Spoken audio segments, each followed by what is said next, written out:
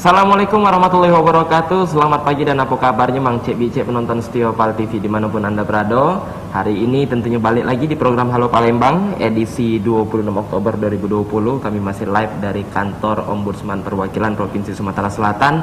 Tentunya hari ini kita bakal membahas topik baru lagi, tentunya Asi dengan narasumber yang luar biasa lagi. Hari ini kita bakal membahas tentang pelayanan listrik yang ada di Kota Palembang.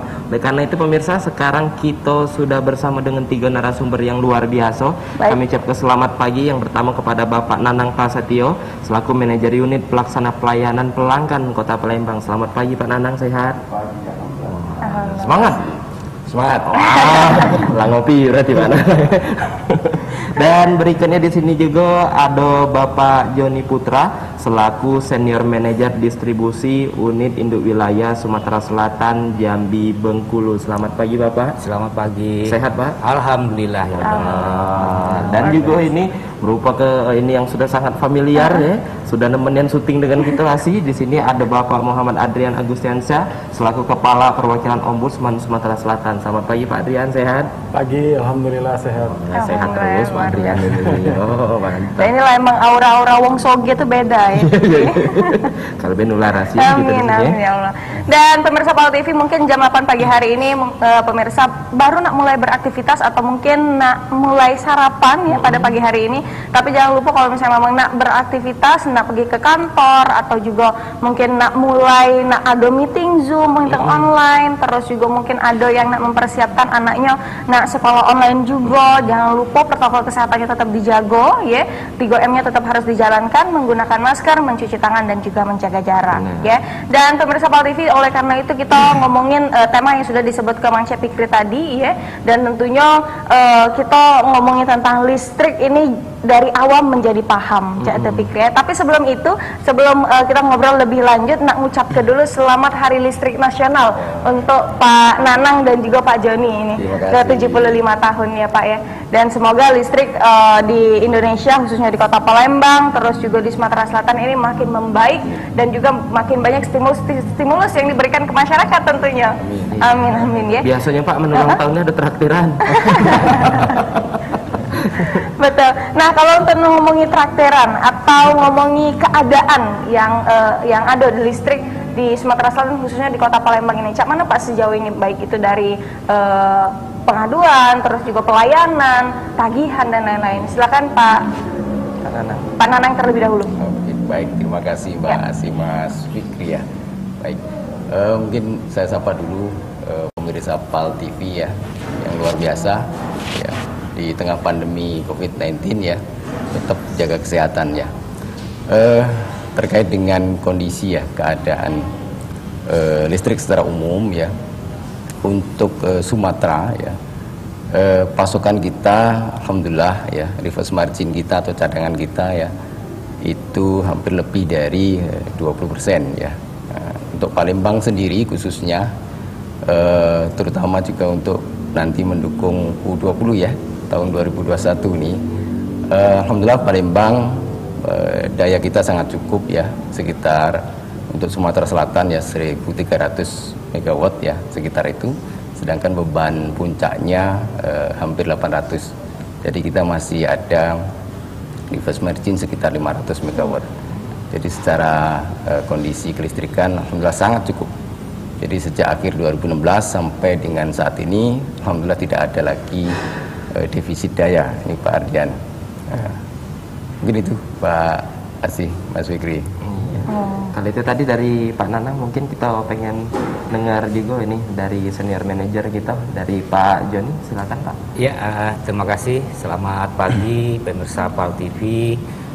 Dapat kami sampaikan di sini bahwa unit induk wilayah S2JB Sumatera Selatan, Jambi dan Bengkulu itu membawahi 3 provinsi. Nah, untuk di Sumatera Selatan sendiri ada 3 unit pelaksana setingkat unit pelayanan langsung, yaitu ada di UP3 Palembang, ada di UP3 Lahat dan UP3 Ogan Ilir. Nah, di unit pelaksana inilah yang nanti ada beberapa kabupaten atau kota yang menjadi daerah operasinya, daerah pelayanannya masing-masing. khusus untuk Kota Palembang sebenarnya secara neraca daya sangat cukup. Kemudian pola sistem kita kembangkan sesuai dengan standar kita khusus untuk ibu kota provinsi, dan ini sangat kuat sekali.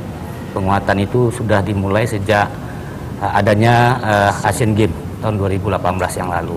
Nah, looping inilah yang senantiasa kami jaga agar recovery ataupun dampak karena gangguan cepat dinormalkan. Kemudian di masa pandemi ini, tim kita di lapangan juga siaga 24 jam, tentu dengan protokol kesehatan yang kita terapkan secara ketat, sehingga personel-personel kita di masa pandemi ini juga terbebas dari paparan pandemi, karena kalau kita terpapar tentu pelayanan juga akan berpengaruh. Mungkin dulu Mbak. Terima kasih.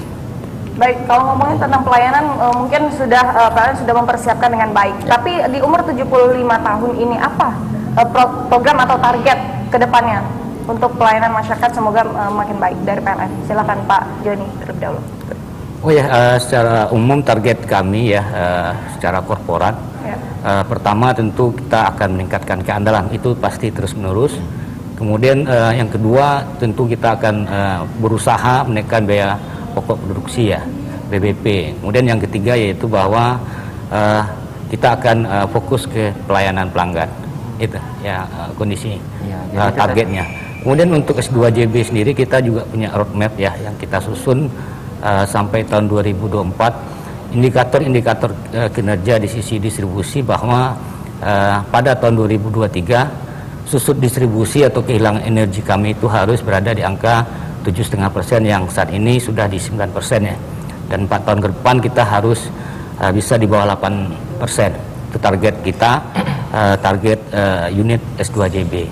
Kemudian dari sisi keandalan pun kita akan terapkan namanya downtime, zero downtime, artinya pelanggan tidak merasakan padam, dan itu sudah diterapkan di komplek Jakabaring saat ini. Jadi target kita jelas bahwa ada 3 dari korporat yang harus kita laksanakan di unit-unit pelaksana. Dan itulah tadi pemirsa, kita sudah dengar tanggapan dari dua bos kita di sini, dari Pak Nanang juga, dari Pak Joni juga sudah. Sekarang kita pengen tahu ini tentang tanggapan dari Kepala Perwakilan Ombudsman Sumatera Selatan, Pak Adrian. Sejauh ini Pak, mendengar pengaduan dan juga laporan dari masyarakat, pandangan dari Pak Adrian Dewi ini cak mana Pak tentang PLN yang ada di Palembang dan juga Sumatera Selatan ini? Iya, tentu karena PLN ini kan memang yang langsung bersentuhan dengan masyarakat, layanan publiknya. Pastilah ada kate yang seluruh itu bakal puas galau Pak. Tetap pasti ada yang tetap merasa tidak puas. Kalau laporan-laporan misalnya awal-awal pandemi dulu banyak yang nelpon ke kami, Pak ngapain tiba-tiba kayaknya PLN ini naik tarifnya tingginya.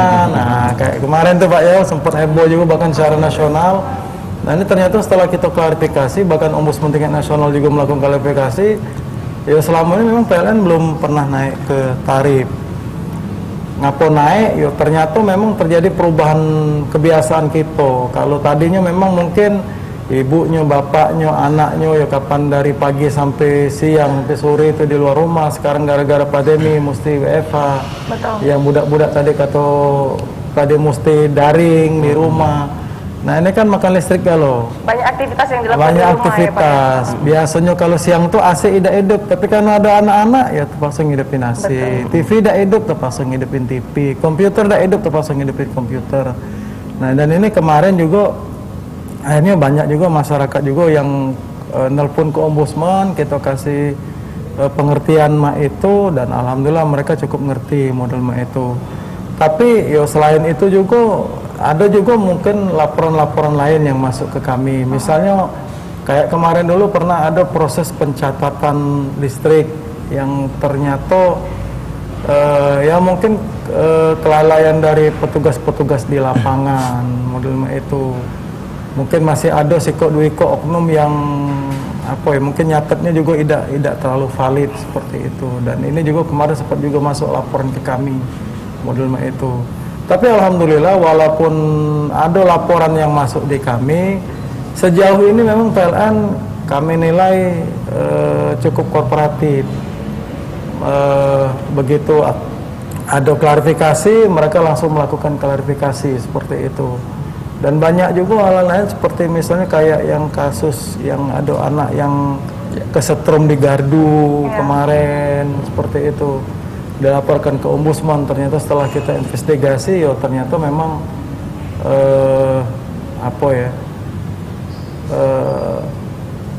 memang kesalahan bukan di PLN-nya seperti itu. Jadi memang yang namanya masyarakat kan pasti tetap merasa ada yang kurang puas. Tapi yang paling penting itu bagaimana kita menghandling dari ketidakpuasan masyarakat seperti itu. Kalau dulu misalnya kita jenguk PLN ini, kalau mati lampu, mungkin beberapa tahun yang lalu jangan coba-coba nelpon PLN. Aku juga lah sering dulu, kapan mati lampu nelpon PLN sampai menggola nak 20-30 kali nelpon tidak ada yang angkat. Nah tapi alhamdulillah. Kate pulsa dah sih Pak? Hah? Kate pulsa. Iya, kayaknya nyamuk pembeli kota mau justru. Ndak tuh pas mati lampu melok mati juga telepon PLN. Kalau dulu kan telepon kan bukan Telkom kan langsung kan, bukan cak sekarang kan. Kemarin kami sempat diajak keliling-keliling sama PLN nengok bisnis prosesnya. Jadi memang banyaknya bisnis proses yang ada di PLN. Jadi untuk ngidupin sikok lampu yang di rumah kita itu panjangnya rantainya. Dan bahkan ada beberapa unit yang 24 jam bahkan teko lebaran tidak boleh cuti dia. Mesti tetap nyagain barang itu, mesti tetap. Unit apa itu Pak? Nah ini kaget biar Pak Nanan ini. Itu tapi kalau kita jenguk sekarang tentu unit untuk nanganin pelanggan ini tentu sudah jauh lebih baik. Seperti yang aku ngomong tadi, kalau dulu jangan coba-coba nelpon. Kemarin kami sempat diajak ngunjungin tempat customer service-nya Pak Nanan ya. Dan ternyata itu setiap shift itu 24 jam yang layanin tukang nyambut telepon kita tuh 50 sampai 75 wong. Jadi seruangan penuh itu kami jenguk, ada anak-anak muda ya Pak Nanannya memang dilatih untuk itu. Mereka yang jawab telepon-telepon pelanggan. Maka tidak heran kalau andai kata kita telepon sekarang jam berapapun, insya Allah rasanya pasti ada yang nyambut di situ. Kecuali kalau tidak tahu menggangguan telepon kamu dewe.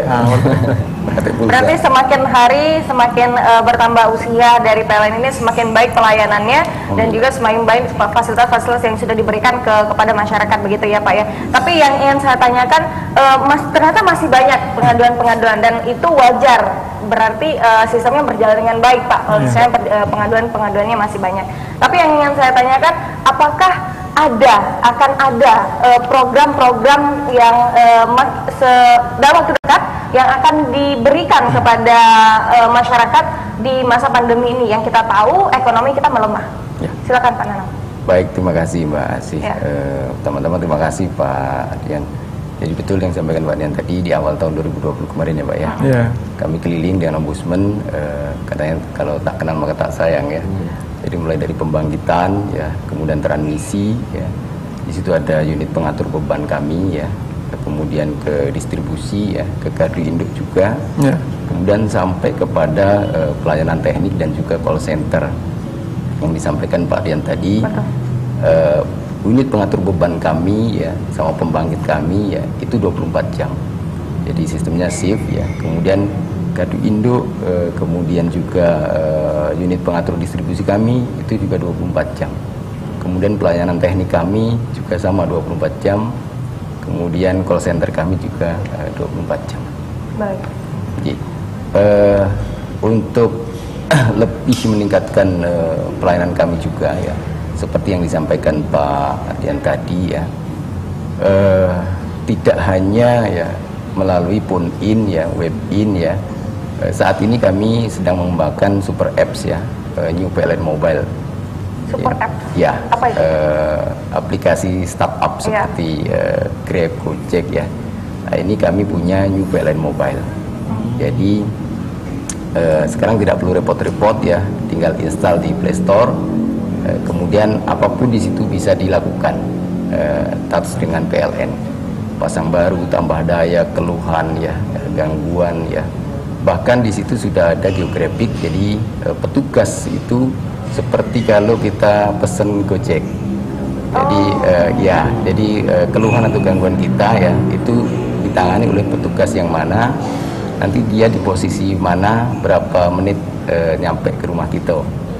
Itu sudah ada. Itu sudah launching, Pak? Betul. Kemarin udah di soft launching sudah.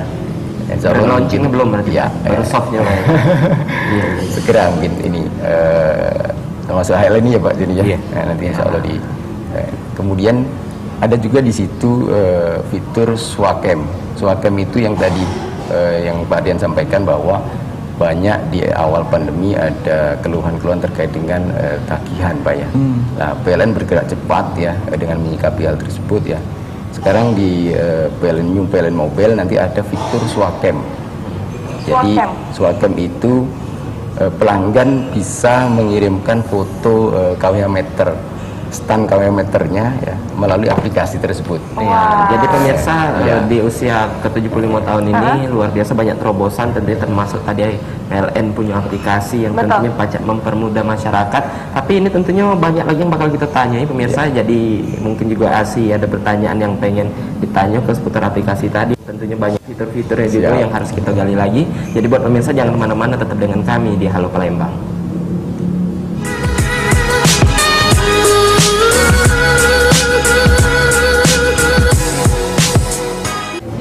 Terima kasih banyak pemirsa masih dengan kami tentunya di Halo Palembang, dan kami masih live dari kantor Ombudsman Perwakilan Provinsi Sumatera Selatan. Di sini kita masih membahas tentang layanan PLN tentunya kepada masyarakat Kota Palembang dan juga Sumatera Selatan. Ini pengen balik nanya lagi dengan Pak Nanang, ya, Pak, tentunya di usia baru PLN ini sekarang.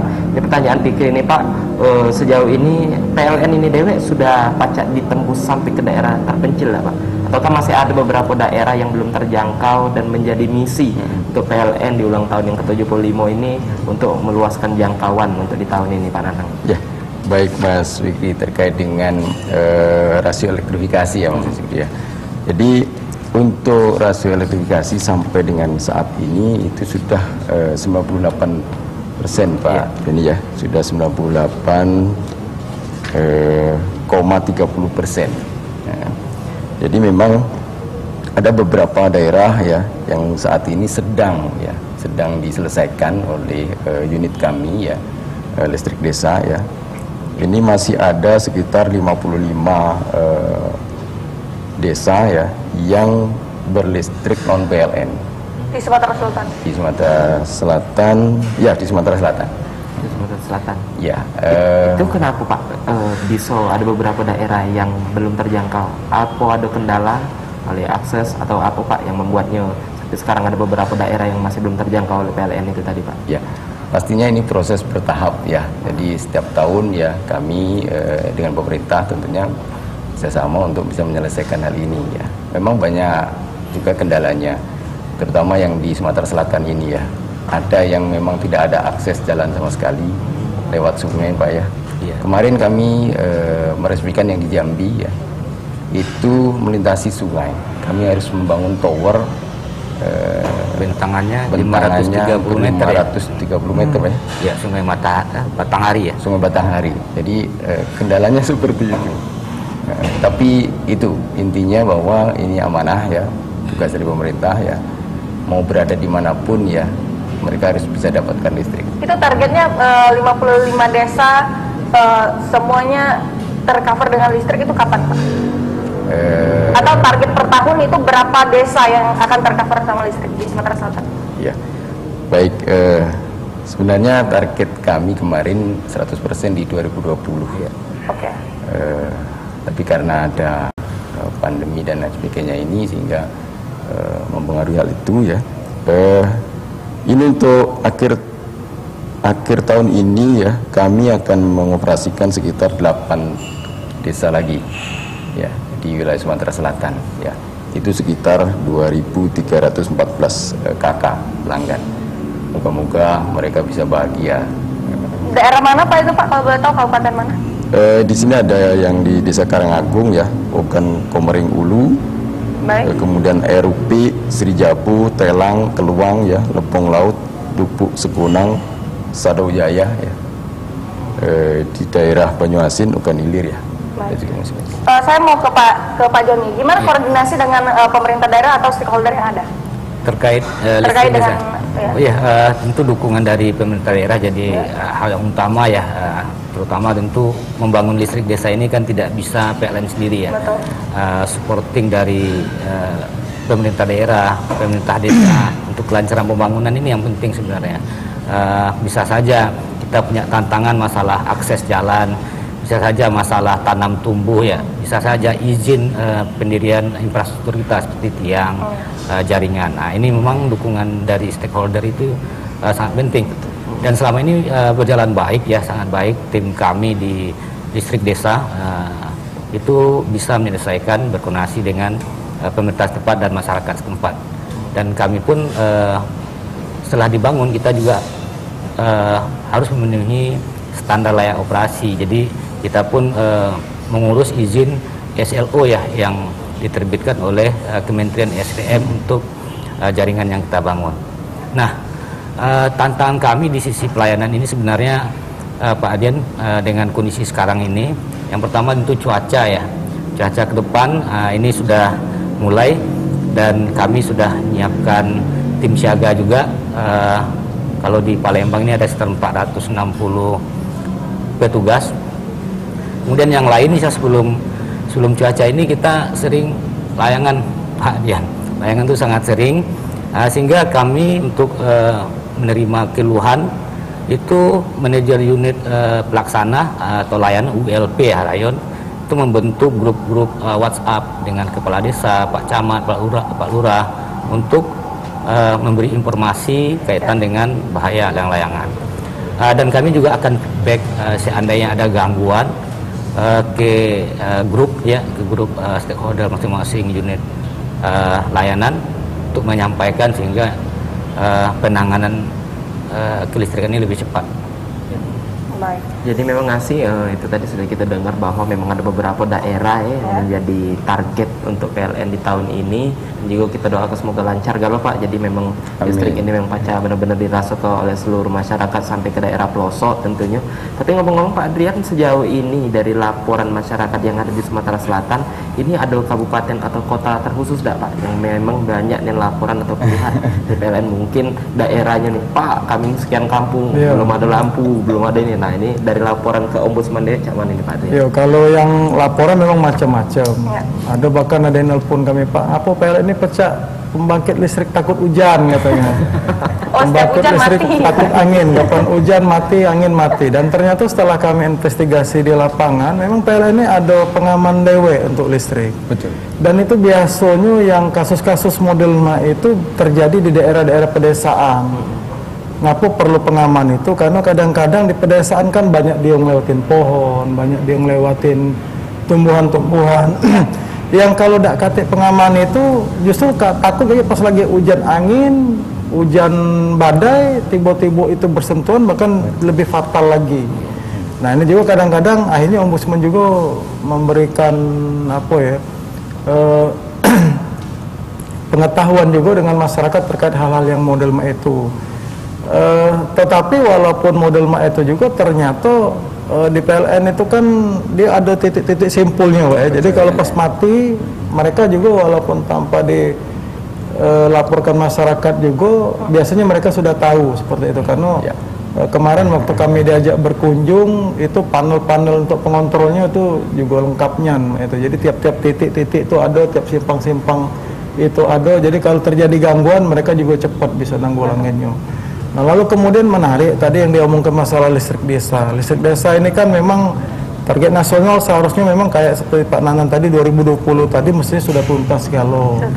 Tapi ya karena memang banyak hal yang mempengaruhi itu apalagi pandemi tadi mungkin pekerjaan juga agak sulit, agak terhambat. Nah tapi memang ada beberapa hal yang galak sering kami terima masalah listrik desa ini. Pertama yang paling sering itu biasanya biaya pemasangannya mahal. Itu kita tahu kalau di PLN itu biasanya kalau desa itu masuk biasanya di 900 watt ya Pak ya? 900 VA, 1300 VA. Iya, seperti itu 900, 1200 ya itu satu rumah. Mati ya. Nah kalau kita jenguk kalau yang 900 tuh ya paling-paling biaya pasang tuh cuma sekitar di bawah 1 juta Pak Nanane malahan ya. Nah memang yang perlu juga diberitahukan di masyarakat bahwa di PLN ini kan bukan cuma biaya pasangnya baik, ada biaya instalasinya. Betul. Dan biaya instalasinya itu memang biasanya bukan di PLN lagi, tapi sudah di mitranya, di kontraktornya. Nah, cuma memang kadang-kadang karena tidak kejelasan informasi, akhirnya yang masang 900, yang masang 1.200 itu di masyarakat tuh bisa sampai misalnya kita temuin yang lapor ke kita yang 3 juta dipintain duitnya, ada yang 3,5 juta. Nah, ini juga kemarin sempat kita ngobrol waktu kita ketemu PLN. Hal-hal yang model ini kan sebenarnya bukan PLN yang lakukannya, tetapi oknum-oknum, mulai dari kadang-kadang kita temui oknum dari kepala desanya, dari aparat desanya, bahkan dari instalatirnya juga yang buat model ini. Nah, makanya seperti kayak kemarin kami baru nanganin laporan di daerah Banyuasin, ya kejadiannya model itu juga ternyata. Dan tadi Pak Nanang sempat nyinggung masalah listrikku. Kami sempat ketemu dengan kawan-kawan kontraktor. Dan ternyata kalau andai kata dipadu padan ke antara program Lisdes ini dengan listrikku, ini bisa sangat bagus sekali. Justru kaget masyarakat desa yang masang Lisdes itu, mereka sudah transparan, oh berapanya kalau mesti masang listriknya. Begitu, karena di listrikku itu ada paket-paketnya.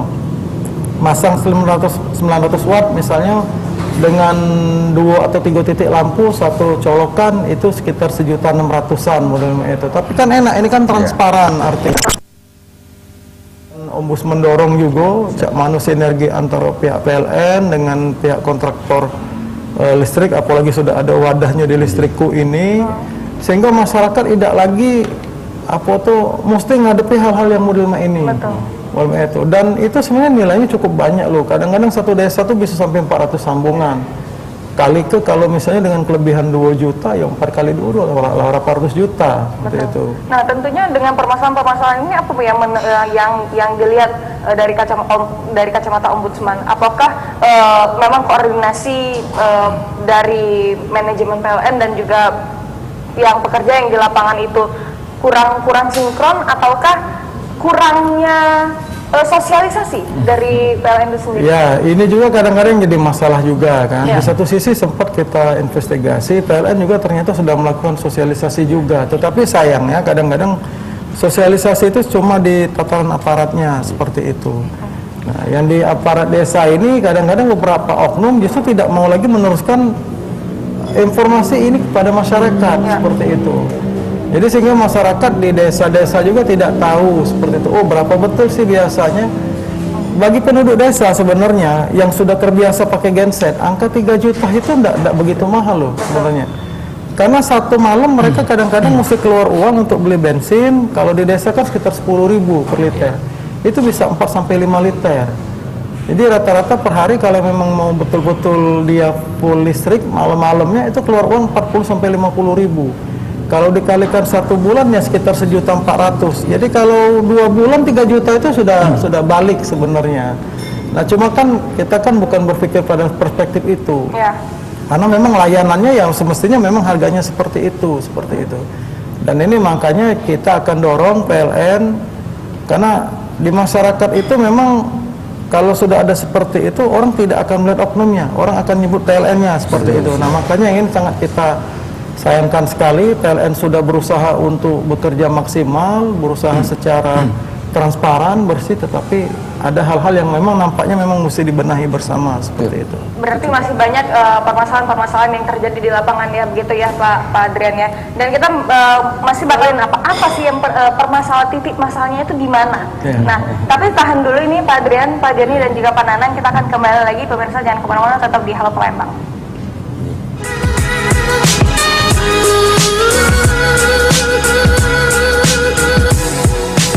Terima kasih banyak pemirsa masih dengan kami tentunya di Halo Palembang, dan kami masih live dari kantor Ombudsman Perwakilan Provinsi Sumatera Selatan. Hari ini masih membahas tentang pelayanan PLN untuk masyarakat Kota Palembang dan juga Sumatera Selatan. Jadi tadi sudah banyak nih Nancy yang dibahas. Tadi juga sudah Pak Adrian ngasih tahu bahwa ada beberapa oknum yang memang pajaknya ini jalan ke Pitingulo, yang tadinya harga tuh seharusnya murah tapi kena tembak, yang tentunya mending ke masyarakat yang mungkin masyarakat awam juga di sini tidak tahu bahwa itu uang lain, uangnya taunya itu adalah PLN itulah. Nah ini cak mana ini Pak Nanang tanggapan dan juga tindakan yang dilakukan oleh pihak PLN mungkin untuk memperbaiki citra yang ada beberapa uang juga yang sudah menganggap bahwa mahal nian, aku kemarin sekian. Nah ini cak mana Pak Nanang dalam menanggapinya ini Pak? Baik Mas Fikri, terima kasih banyak. Apa yang disampaikan Pak Adrian tadi mungkin saya tambahkan ya, memang ada untuk pasang baru katakanlah gitu ya. Nah, itu memang ada 3 biaya yang ada di dalam proses pasang baru. Yang pertama biaya BP itu sendiri, ya itu yang ke PLN Pak. Biaya penjambungan. Ya, biaya penyambungan, BP. namanya BP ya. Kemudian biaya instalasi rumah, ya itu antara calon pelanggan ya dengan instalatir. Nah, di sini sudah di luar PLN memang. Pak. Kemudian yang ketiga biaya SLO. Karena memang pemerintah mensyaratkan ya untuk bisa dinyalakan ya sesuai Undang-Undang Nomor 30 Pak ya 2009 ya itu harus ada SLO. Nah, ada 3 biaya ini. Ya. Kemudian ada yang perlu diketahui ya oleh masyarakat bahwa PLN ya itu kewenangannya sampai dengan kWh meter. Nah, sedangkan kWh meter ke instalasi rumah ya ini tanggung jawab kewenangan pelanggan itu sendiri. Nah, namun PLN memikirkan hal ini. Jadi kalau yang untuk layanan PLN tadi sampai dengan di kWh meter ya, tadi PLN mempermudah dengan melonsing adanya super apps New PLN Mobile tadi. Ya, di dalamnya juga ada outage management. Jadi tadi diingatkan oleh Pak Joni ya. Jadi selain kita bisa pasang baru tambah daya, swakem ya, cek billing ya, cek tagihan juga bisa di situ ya, semuanya itu juga nanti akan mendapatkan notifikasi. Jadi kalau ada padam ya, baik itu karena gangguan ataupun karena pemeliharaan, nanti di handphone kita yang sudah menginstal New PLN Mobile ada notifikasi Pak bahwa di daerah Bapak Ibu sedang ada pekerjaan katakan gitu. Estimasi sekian menit atau sekian jam. Itu ada di dalam New PLN Mobile. Jadi harus ya. download itu Ya, kami harapkan seluruh pelanggan PLN bisa download karena sangat-sangat mudah gitu ya. Dengan tiduran ya itu bisa ngapain saja gitu. Yang ada di desa Pak listrik beda kate cak mana nak ada HP. Iya, kemudian yang sisi pelanggan tadi ya kWh meter ke instalasi rumah ya, kami pun juga mencoba untuk gimana solusinya gitu ya, karena juga banyak juga keluhan tadi ya, tadi lah, makanya kami dorong gitu ya, ada provider yang membuat startup ya, membuat apps itu tadi yang namanya Listrikyu sekarang. Listrikyu ini sudah di launching di Jawa ya, dan untuk Sumatera ini masyarakat Palembang ya, ini yang pertama se-Sumatera ya, ini sudah kita launching sekitar 2 bulan yang lalu ya Bapak ya. Nah, disinilah kita akan mendorong ya transparansi itu. Jadi pelanggan bisa berkonsultasi di situ, kemudian bisa pasang instalasi rumah ya, pesan instalatir di situ ya, dengan transparansi biaya. Jadi nanti instalatir bisa bergabung di Listrikyu, kemudian pelanggan bisa menginstal itu ya, kemudian ketemulah di sana. Nah, itu tadi yang Pak Adrian sampaikan, ada sinergi di situ.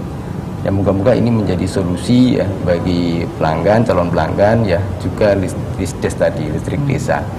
Sehingga apa yang sering dikeluhkan ke Ombudsman ya, nah, inilah solusinya. Berarti sudah banyak terobosan-terobosan yang sudah dipersiapkan sama PLN, apalagi kita sudah berevolusi ke 4.0 ya Pak ya. Betul. Dengan adanya new PLN Mobile tadi. Nah, tapi yang ingin saya tanyakan, gimana untuk kedepannya, apakah akan ada stimulus? Ya, bagi stimulus untuk masyarakat, silakan Pak. Baik, ya Mbak Asi ya, jadi ada beberapa stimulus yang diberikan oleh pemerintah melalui PLN, dan juga ada program-program PLN itu sendiri ya, yang untuk membantu masyarakat. saat ini yang pandemi COVID-19 ini ya di awal tahun ya, itu yang pertama stimulus yang diberikan pemerintah melalui PLN adalah listrik gratis ya untuk perumahan ya 450 VA. Kemudian diskon 50% tagihan untuk perumahan 900 VA yang subsidi. Nah, itu stimulus yang pertama. Itu dari April sampai Desember 2020 ya. Untuk Sumsel ya, Sumsel sendiri ya, itu senilai 151,5 miliar sendiri ya. Itu digunakan oleh 648.000 pelanggan. Kemudian listrik gratis juga selama 6 bulan mulai Mei sampai Oktober ya, bulan ini berakhir ya. Kita belum dapat suratnya lagi dari pemerintah untuk diperpanjang, Pak. Ini untuk yang bisnis dan industri kecil 450 VA. Ini juga gratis ya, gratis. Ini ada sekitar 2.900 pelanggan ya. Kemudian keringanan tagihan listrik. Jadi pemakaian minimum ya, kemudian beban ya, itu dihilangkan Pak ya. Ya, jadi mulai dari Juli sampai Desember ini untuk tarif bisnis, sosial dan industri. Jadi hotel ya, industri ya, yang saat ini sangat-sangat sulit kondisinya. Nah, mereka hanya membayar biaya pemakaian saja. Jadi biaya minimum itu dibebaskan saat ini sampai dengan Desember. Nah, ini luar biasa tanggapannya kemarin. Dan sangat-sangat membantu mereka. Kemudian stimulus yang diberikan oleh PLN sendiri itu ada program Terangi Negeri. Terangi Negeri ini katanya juga ada di Lisdes juga ya. Itu pasang baru 50% diskon Pak. Ini untuk pelanggan 3T kita, terdepan, tertinggal, terluar Pak. Nah, jadi kita berikan stimulus 50% potongan. Kemudian yang kemarin baru selesai ya di akhir bulan kemarin ya. Super Wow. Super Wow. Yeah, Super Wow itu juga alhamdulillah 12.200 pelanggan untuk Sumsel itu memanfaatkan ini. Yang tambah daya itu ya. Tambah daya ya, hanya 170.000 itu. Ini luar biasa. Dan masyarakat perlu ketahui bahwa rupiah per kWh ya dari 900 sampai ke 5.500 ya itu sama.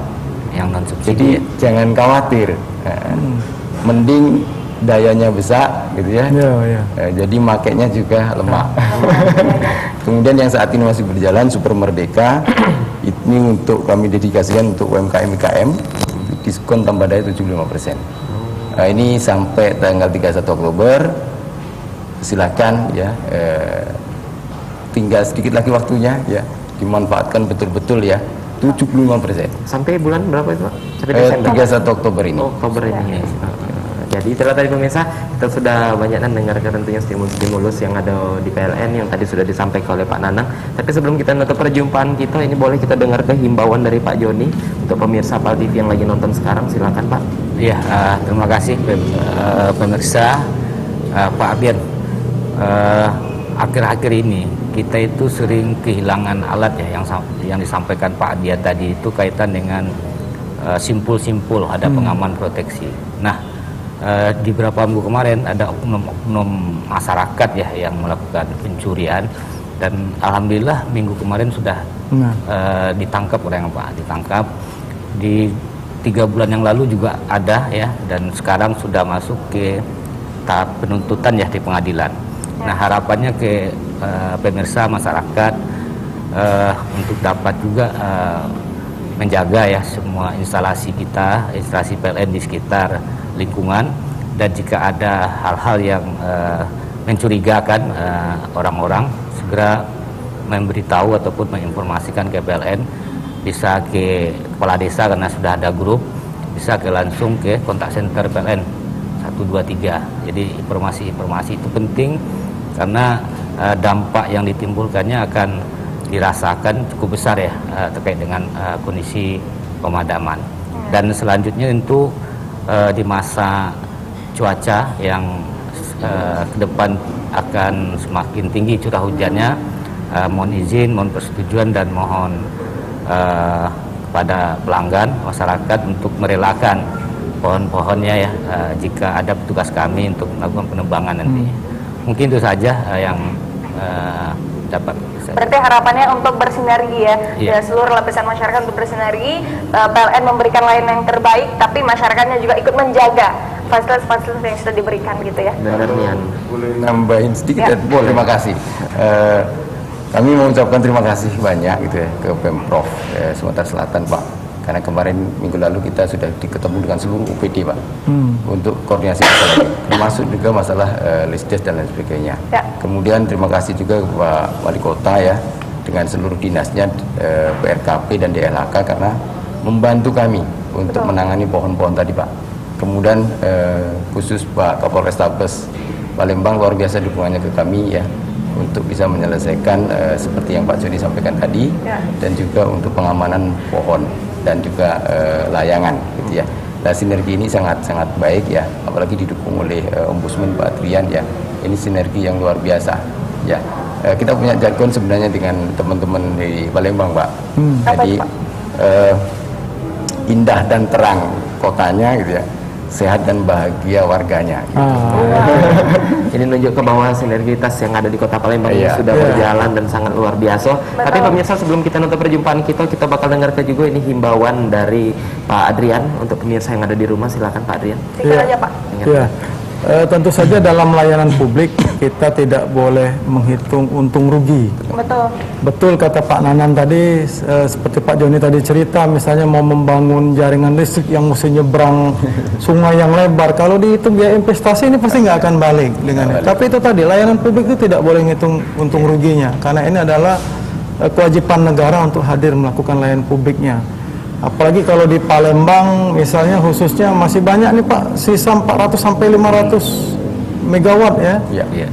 Dan ini artinya memang mesti dipasarkan, dan ya di beberapa ini juga kami masih juga menerima misalnya dengan teman-teman perumahan dan lain-lain sebagainya. Mungkin ini juga nanti bisa difasilitasi ke depan. Sayang kalau nanti yang kelebihan ini tidak segera dipasarkan, nanti juga akan mubazir seperti itu. Dan untuk PLN saya yakin sudah banyak inovasi. Tadi dibacakan saja udah hampir 10 menit nggak selesai inovasinya, panjang dan banyak sekali. Dan kami yakin pengamatan kami bahwa PLN ini salah satu instansi memang terus berbenah, terutama dalam meningkatkan kepuasan layanan publiknya. Dan Ombudsman apresiasi dalam banyak hal kerjasama dengan PLN cukup berjalan dengan baik. Ya walaupun memang namanya layanan publik pasti mungkin tidak ada laporannya di masyarakat seperti itu. Itu berarti berjalan dengan baik sistemnya. Betul, ya ya. Pak ya. Dan semoga inovasi-inovasi atau terobosan-terobosan yang ada, stimulus-stimulus yang sudah diberikan itu juga tepat sasaran untuk masyarakat-masyarakat yang membutuhkan ya. Dan pemirsa, kita kalau ngomongin tentang ini sudah jam 9 ini Fikri, ini memang waktunya untuk kita nak beraktivitas ya. Ada beberapa pemirsa Pal TV yang nak berangkat begawe, atau mungkin ada yang nak pergi ke pasar dan lain-lain. Ini kita lihat dulu cuaca, perkiraan cuaca ini yang kita dapat dari data BMKG Provinsi Sumatera Selatan. Ini kita lihat yang bisa dilihat di layar kaca pemirsa dewe, ini Palembang, di Prabu Mulih, Banyu Asin, dan juga Ugan Ilir. Nah, kalau di Kota Palembang ini pagi sedikit hujan ringan ya. Kalau di siang hari cerah berawan, malam ini berawan sekitar suhunya 24 sampai dengan 32 derajat Celcius. Banyu Asin sama, pagi hari ini hujan ringan, cerah berawan, dan malam lagi di berawan ya.